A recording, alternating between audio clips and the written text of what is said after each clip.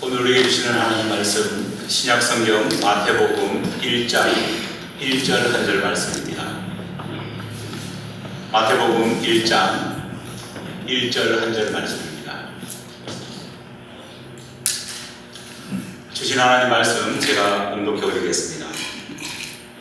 아브라함과 다윗의 자손 예수 그리스도의 계보라. 아멘. 예수님께서 성천하신 후 하나님께서는 4명의 종들을 선택하셔서 예수님께서 남기신 행적과 그간 해오신 말씀들을 기록하게 하셨습니다. 먼저 로마인들을 위해 메신저로는 마가를 선택해 주셨습니다. 그래서 마가는 예수님이 남기신 행적과 또 말씀을 마가복음을 기록함으로써 하나님의 명령을 따랐습니다. 헬라인들을 위해서는 누가가 선택되었고 또 헬라와 로마 세계를 넘어선 전 인류를 위해서는 요한이라고 하는 복음의 메신저가 선택되었습니다. 그리고 마지막으로 유대인들을 위한 하나님의 복음의 메신저로 바로 마태가 선택되었습니다. 선택된 4사람은 그들이 전도해야 될 대상자들을 위해서 최선을 다해서 하나님의 복음을 기록했습니다. 그런데 여러분, 이 4사람 중에 누가 가장 힘들었을까요? 저는 마태가 아닐까 생각해 봅니다. 차라리 예수님에 대해서, 차라리 하나님에 대해서 로마인이나 헬라인들처럼 모르는 사람이었으면 그래도 복음을 기록하고 복음을 전하기 쉬웠을 겁니다. 왜냐하면 그런 사람들은 하나님에 대한, 예수님에 대한 지식이 없었을 뿐 어떻게 보면 준비된 옥토와 같은 그런 마음을 가지고 있었을 것이기 때문입니다. 하지만 유대인들은 하나님에 대해서, 오실 메시아에 대해서 너무나 많은 지식을 가지고 있었습니다. 여기에다가 잘못된 메시아관까지 그들의 마음에 가득 채워져 있었습니다. 마태는 성육신하신 예수님을 전하면서 잘 준비된 옥토와 같은 빈 땅에 복음의 씨앗을 뿌리는 것이 아니라 이미 낡고 정말 부수어질 것 같은 그런 건물이 있는 땅에 그 낡은 건물을 해체하고 그렇게 만들어진 수많은 잔해물들을 다시 치우고 그렇게 만들어진 그 땅에 바로 복음이라고 하는, 예수라고 하는 말씀을 세워야 되었기 때문에 얼마나 힘들었는지 모릅니다. 어떻게 보면은 오늘 저와 여러분 역시도 마치 유대인과 같이 제거해야 될 낡은 신앙의 건물, 없어져야 될 낡은 파편이 가득 차있는 그런 사람인지도 모르겠습니다. 마태가 가장 힘들어했던 부분은 유대인들이 가지고 있던 왜곡된 메시아관 때문에 힘들었습니다. 유대인들은 천민들이 모여 살고 있는 나사렛 목수의 아들이 메시아라는 사실을 믿을 수 없었어요. 그래도 메시아쯤 되면은 연륜이 있고 나이도 좀 지긋해야 되는데 새파란 젊은 청년이 인류를 구하는 메시아라는 것은 도저히 용납할 수 없었습니다. 100만 분의 1, 1000만 분의 1이라도 이런 예수, 이런 사람이 메시아다. 그들은 상상할 수도 없습니다. 유대인들이 생각했던 메시아는 적어도 민족의 영웅인 다윗 왕 정도는 되어야 했습니다. 그래서 유대인들의 많은 문헌을 보면요, 메시아 이꼴 다윗이라는 말이 많이 나오고 있습니다. 메시아가 되려면은 거인 공리학 정도는 정말 돌 하나에 죽일 수 있는 그런 용맹한 인물이어야 합니다. 그래야 지금 그들을 압제하고 있는 로마 제국을 물리치고 이스라엘 백성들이 그렇게도 염원하는 다윗과 솔로몬 시대의 영광을 재현할 수 있는 강력한 왕국을 건설할 수 있다. 그렇게 생각했습니다. 그런 사람들에게 마태가 나사렛의 천민 출신의 목수의 아들인 예수가 메시아입니다, 이렇게 전하려고 하니까요, 차마 말이 꺼내기가 부끄러울 정도가 아닐 수 없었습니다. 그런 상황에서 마태는 그가 기록한 복음서를 이렇게 시작합니다. 마태복음 1장 1절 다시 제가 읽어보겠습니다. 아브라함과 다윗의 자손 예수 그리스도의 계보라. 얼핏 보면은 마태가 너무 전해야 될 예수님이 초라하고 볼품없기 때문에 그래도 억지로 좀 돋보이게 하려고 뭘 하나 찾아볼까 찾다가 찾은 것이 위대한 조상 아브라함과 다윗과 그래도 조금의 피라도 연결되어 있다, 이 사실을 마태복음 1장 1절에서 말하는 것처럼 그렇게 오해할 수도 있습니다. 마치 저의 외모를 배우 현빈이나 장동건하고 비교하는 것처럼 그런 어떠한 궁색한 모습을 마태가 보인 것이 아닐까, 그렇게 오해할 수도 있습니다. 그럼에도 불구하고 예수를 증거하면서 아브라함과 다윗을 말한 이유가 여러분 뭘까요? 마태복음 1장 말씀을 쭉 읽어보면요, 예상치 못한 놀라운 반전을 만나게 됩니다. 조금 전에 우리가 생각했던 것처럼 그래도 볼품없는 예수를 조금이라도 부각시키기 위해서 잘난 조상 아브라함, 잘난 조상 다윗을 끌어와서 설명하는 것처럼 그렇게 생각했는데, 마태복음 1장을 쭉 읽어보면요, 예수님을 돋보이게 하기 위해서 끌어온 듯하게 생각되어진 그 아브라함과 그 다윗을 칭송하고 칭찬하기보다는 어떻습니까? 오히려 그들이 가지고 있는 가장 아픈 부분, 그들이 행했던 가장 약한 부분에 대해서 마태는 밝히고 있기 때문입니다. 마태가 만약에 예수님의 가치를 이들을 통해서 조금만 높이려고 했다면요, 아브라함의 연약함, 다윗의 연약함을 말할 수 있었겠습니까? 말하면 안 되지 않습니까? 그런데 아브라함과 다윗의 연약함을 예수와 놓고 이야기하고 있다는 거예요. 얼마나 그들의 약한 부분이 많았느냐. 성령을 절제하지 못해 수시로 매춘부를 찾아다녔던 그 인물이 아브라함의 자손 가운데 있다, 그렇게 마태는 이야기합니다. 심지어 그는 며느리와 정을 통해 후사를 이어갔습니다. 유다 이야기입니다. 여기에서 끝나지 않습니다. 아브라함의 흑역사를 계속해서 말합니다. 살몬이라고 하는 후손은 여리고성 창녀와 결혼한 후에 보아스라는 아들을 낳았습니다. 보아스는 율법이 엄격하게 금했던 이방 여인과 결혼해서 오벳을 낳았습니다. 그리고 바로 이 오벳이 민족의 영웅이라고 그렇게 칭송하고 있는 다윗의 할아버지였다, 그렇게 마태는 말합니다. 마태 폭로는 여기서 끝나지 않습니다.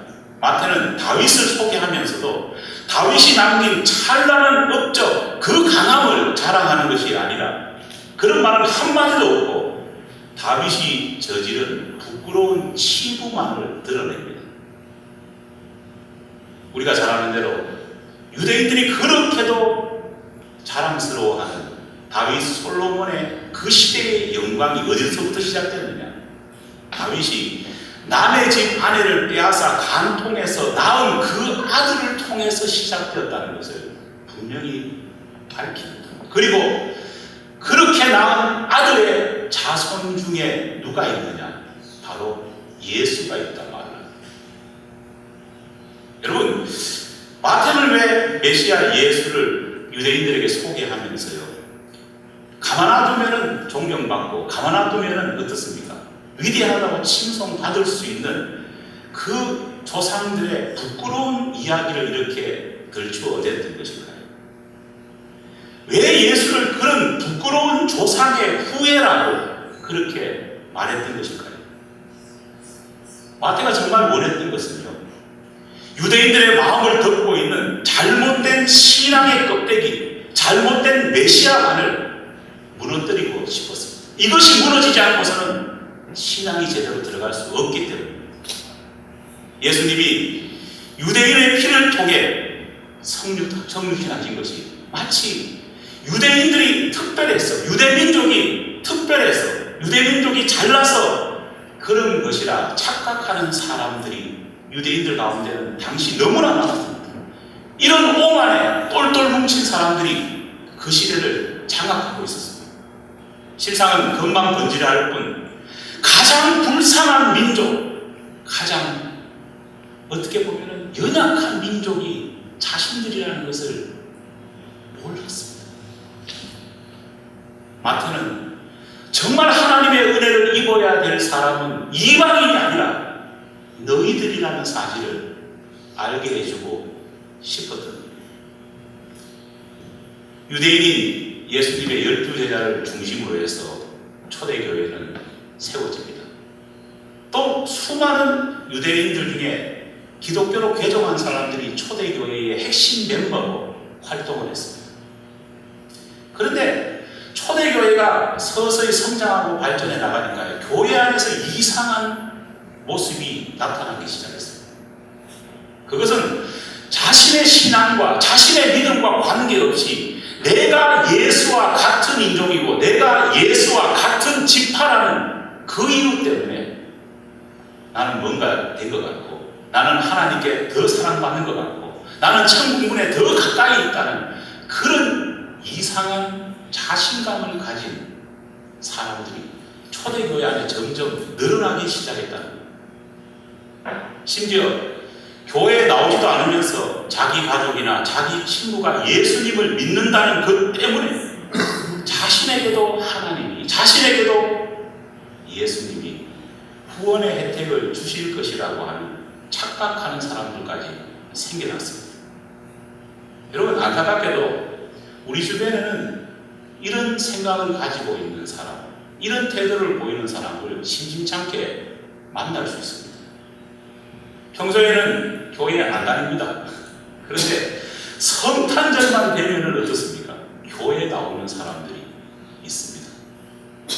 사실 한인교회는 이런 사람들을 찾아보기가 참 힘듭니다. 그러나 여러분 아시지 않습니까? 미국 백인교회나 흑인교회는 이런 사람들이 엄청나게 많습니다. 저는 매년 목격합니다. 현재 우리와 이 예배당을 함께 사용하고 있는 우드버리 감리교회 미국 교회만 봐도요, 평소에는 예배에 참석하는 인원들이 얼마 없는데 성탄절만 되면요 깜짝 놀라는 일이 벌어집니다. 제가 이곳에서 3년 동안 있으면서요, 어떤 해에는 성탄절날 미국 교인이 200명이 참석한 적이 있었어요. 그때 차를 세울 수 없어가지고요, 제가 얼마나 힘들었는지 그 200명이 어디서 왔느냐, 제가 옛날에 심호하시던 에릭 목사님한테 물었습니다. 그날 되면은요, 에릭 목사님이 너무 기뻐가지고 막 얼굴이 싱글벙글거리는 거예요. 이 사람이 도대체 어디서 왔습니까? 물론 가족들이 돌아오는 경우도 있는데, 그분이 하시는 말씀이 1년에 한 번 이 동네에 사는 이웃들이 꼭 교회를 한 번 온다고 합니다. 그렇게 많이 모였던 사람들이 그 다음 주 되면 다시 모이면 얼마나 좋겠습니까? 그런데 그 다음이 되면요, 여지없이 휴거된 것도 아닌데 다 사야 됩니다.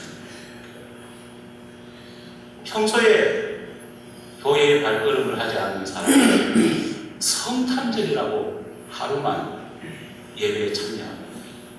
그날 한 번 주님 앞에 나와서 예배 드리는 것으로 그래도 내가 교회 다니는 크리스찬이라고 그렇게 말하는 미국인들이 얼마나 많은지 모릅니다. 그날 한 번 참석했다고 해서 내가 이 교회의 멤버라고 생각하는 사람, 그날 한 번 참석했다고 해서 내가 천국 백성이 되겠지라고 생각하는 사람도 참 많습니다. 내 부모나 내 형제를 따라 교회에 하루 참석해서 나 역시도 우리 부모님의 신앙과 우리 형제 자매들의 신앙에 어떻게 보면 덧입어가지고 구원받겠거니 생각하는 사람도 의외로 많습니다. 성탄이 되면 저는 참 안타까운 사람들을 많이 봅니다.